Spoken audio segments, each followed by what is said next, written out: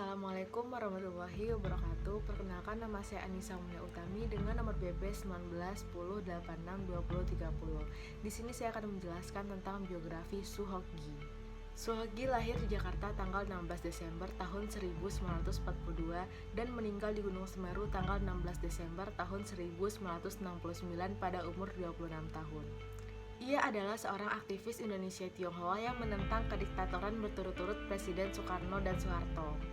Ia merupakan mahasiswa Fakultas Sastra dengan jurusan sejarah di Universitas Indonesia tahun 1962 sampai dengan 1969.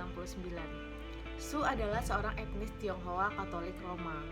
Leluhur Soehogi berasal dari Provinsi Hainan, Republik Rakyat Tionghoa. Ayahnya bernama Su Lipit alias Salam Sutrawan. Soehogi merupakan anak keempat dari 5 bersaudara. Soehogi berasal dari SMA Koles Canisius, kemudian melanjutkan kuliah di Universitas Indonesia mulai tahun 1962 sampai dengan 1969. Setelah menyelesaikan studi di universitas, ia menjadi dosen di alma maternya sampai dengan kematiannya. Selama aktif menjadi mahasiswa, ia menjadi mahasiswa pembangkang aktif yang menentang Soekarno dan juga PKI. Namun ia merupakan seorang penulis yang produktif, dengan berbagai artikel yang dipublikasikan di koran seperti Harian Kami, Kompas, Sinar Harapan, Mahasiswa Indonesia, dan Indonesia Raya. Pada tahun 1965, ia membantu membangun Mapala UI, yaitu Mahasiswa Pencinta Alam Universitas Indonesia, yang merupakan organisasi lingkungan di kalangan mahasiswa. Ia pernah menulis di buku hariannya yaitu Tes Seorang Filsuf Yunani Pernah Menulis. Nasib terbaik adalah tidak dilahirkan. Yang kedua dilahirkan tetapi mati muda, dan yang tersial adalah umur tua. Rasa-rasanya memang begitu, bahagialah mereka yang mati muda. Buku hariannya diterbitkan pada tahun 1983 dengan judul Catatan Seorang Demonstran. Buku hariannya ini menjadi inspirasi film 2015 yang berjudul Gi, disutradarai oleh Riri Riza dan dibintangi oleh Nicholas Saputra sebagai Soehogi. Soehogi dikenal sebagai penulis produktif di beberapa media massa, misalnya Kompas, Harian Kami, Sinar Harapan, Mahasiswa Indonesia, dan Indonesia Raya. Sekitar 35 karya artikelnya selama rentang waktu 3 tahun Orde Baru sudah dibukukan dan diberi judul Zaman Peralihan. Juga skripsi sarjana mudanya, perihal Sarekat Islam Semarang, diterbitkan Yayasan Bentang yang berjudul Di Bawah Lentera Merah. Baiklah, sekian biografi Soehogi yang dapat saya sampaikan. Assalamualaikum warahmatullahi wabarakatuh. Baiklah, perkenalkan, nama saya Muhammad Alian Saputra dengan BP 19 10 86 1004. Kesimpulan yang dapat diambil dari cerita orang-orang di persimpangan kiri jalan adalah ia mengisahkan jasa-jasa tokoh komunis dalam perjuangan kemerdekaan Indonesia. Amir Syidjabudin, mantan Perdana Menteri, yang disebut Simatupang, hanya kalah oleh Bung Karno dalam kemahiran berpidato. Turut dalam Kongres Pemuda II yang mencetuskan Sumpah Pemuda PKI, juga memiliki sikap berani melawan Belanda, Jerman, dan Jepang. Beberapa tokohnya, Aidit, Wikana, dan lain-lain, adalah aktivis Gerindo yang fasis pada waktu itu melawan Jerman dan Jepang. Seorang tokoh komunis, Mr. Yusuf, dikenal dengan sebutan Mr. Gendeng karena berani memaki-maki Jepang di muka umum. Beberapa penghimpunan Indonesia di Belanda memperkenalkan Abdul Majid, seorang aristokrat dan anak tiri R.A. Kartini yang berhaluan komunis dari Abdul Majid. Inilah banyak mahasiswa-mahasiswa Indonesia yang turut serta dalam gerakan bawah tanah melawan Jerman ketika negara itu menjajah Belanda. Dalam posisi di pemerintahan pasca proklamasi, PKI sering berseberangan dengan Masyumi, PNI, dan PSI Sosialis yang dari ketiga partai itu. Perdana Menteri paling banyak diangkat, salah satunya karena PKI, terutama setelah kedatangan USO ke Indonesia tahun 1948 menganut garis Moskow. Poster-poster Masyumi PNI memanggul kalimat semacam, lihat, akibat kedekatan PKI Moskow, Indonesia sering mendapat dukungan yang tidak kecil. Artinya dari diplomat Uni Soviet di area internasional. Sekian, terima kasih. Assalamualaikum warahmatullahi wabarakatuh. Perkenalkan, nama saya Muhammad Rido, BP 191086326. Di sini saya akan melanjutkan cerita apa sih yang ada dalam buku Di Persimpangan Kiri Jalan dari Sohogi. Perdana Menteri Hatta menegaskan Indonesia harus menjadi subjek yang menentukan langkahnya sendiri, di mana di sini dia bukan sebagai objek yang mengikuti salah satu blok yang ada di dunia. Toh PKI tak ditinggalkan. Hatta pernah menawari PKI masuk kabinet untuk mengisi beberapa bangku yang kosong.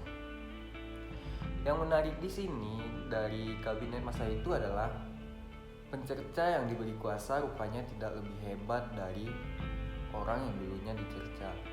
Golongan yang bersikap keras terhadap jalan kompromi dan diplomasi dengan Belanda, sehingga setelah diberi kesempatan berkuasa, rupanya dia juga bersikap seperti golongan yang sebelumnya.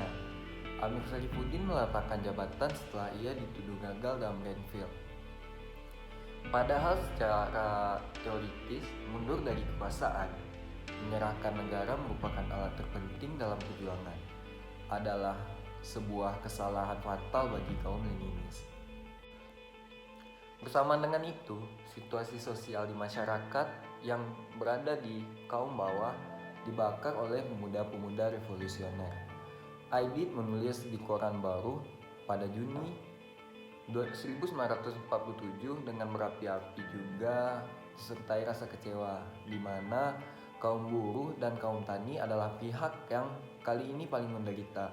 Bahkan tidak mampu berpakaian sederhana, tidak cukup makan, tidak dapat kesenangan sekadarnya. Sementara para pemimpin yang memegang jabatan tinggi yang dulu tidak mau diajak bertempur, di mana menurut Sohogi sendiri Aidit adalah politikus tua yang berasal dari PNI dan Masyumi, kini malah hidup senang dan mewah dan mengaku-ngaku mewakili rakyat, di mana rakyat sendiri tidak kenal padanya. Konsekuensi persetujuan Renville turut memperparah situasi sosial psikologis di masyarakat, di mana pegawai-pegawai negeri yang menolak bekerja untuk Belanda rela hanya makan tahu dan tempe dan bukan susu ataupun keju.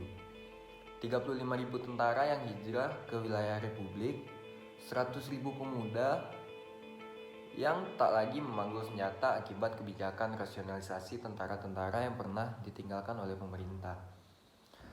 Dengan kondisi rakyat yang menderita serta diiringi rasa frustasi ini, memiliki tekanan hidup yang sangat besar. Dari sini, sebagian tokoh komunis merebut pemerintahan Indonesia di Madiun. Mereka memproklamirkan pemerintah Front Nasional yang merupakan ide dari musuh. Tentara-tentara yang setia pada Republik dilucuti, koran dan radio Madiun dikuasai. Peristiwa itu yang kemudian ditulis dalam buku-buku ajar sejarah dan ditulis dalam bentuk sebuah pemberontakan PKI di Madiun. Terima kasih. Assalamualaikum warahmatullahi wabarakatuh. Ini baru buku sejarah. Perkenalkan, nama saya Muhammad Fikri Meven, BP 1910862. Di sini saya akan menjelaskan tentang kelebihan dan kekurangan dari buku Sohogi ini, Orang-orang di Persimpangan Kiri Jalan. Nah, buku yang disusun oleh Sohogi ini yang berasal dari bahan skripsi. Kita juga dapat memahami sejarah dari sisi real dan dimana tidak dilebih-lebihkan. Sohogi juga memaparkan dari sisi para pengkhianat. Maksudnya pengkhianat ini yang sebelumnya ternyata pahlawan kemerdekaan yang sebelumnya bersama-sama dengan para pahlawan yang dikhianatinya. Di buku ini menggambarkan setragis dan sesulit itu mempertahankan kata merdeka. Nah, di buku ini sendiri dapat menggambarkan dan mengajarkan pembaca arti kepahlawanan dengan baik. Buku ini sebenarnya cocok dijadikan bahan bacaan wajib bagi dosen atau guru sejarah karena mengupas tuntas mengenai pergerakan PKI di Indonesia, terutama di Madiun. Nah, mengingat buku ini merupakan karya ilmiah, referensi yang digunakan oleh Gi dalam penyusunan buku ini sangat banyak. Gaya penulisannya relatif mudah dipahami dan oleh pembaca, baik itu pembaca memang untuk pembaca sejarah ataupun pembaca-pembaca awam tentang sejarah. Nah, kekurangannya pada buku ini banyak kejadian yang diceritakan memutar atau bisa dibilang kejadian yang dibicarakan diulang-ulang sehingga membuat pembaca pusing akan alur cerita sebenarnya. Dan juga karena filler atau cerita atau side story yang dari kejadian G30 SPK ini yang terlalu banyak dimasukkan ke dalam buku ini sehingga cerita utamanya agak sedikit rancu dan sulit dipahami. Namun, Soegi dapat menutupi kekurangan-kekurangan itu dengan gaya bahasanya yang mudah dipahami. Sekian menurut saya, terima kasih. Assalamualaikum warahmatullahi wabarakatuh. Suatu saat nanti kita meninggalkan sidik jari. Suatu saat nanti semoga semua berbesar hati.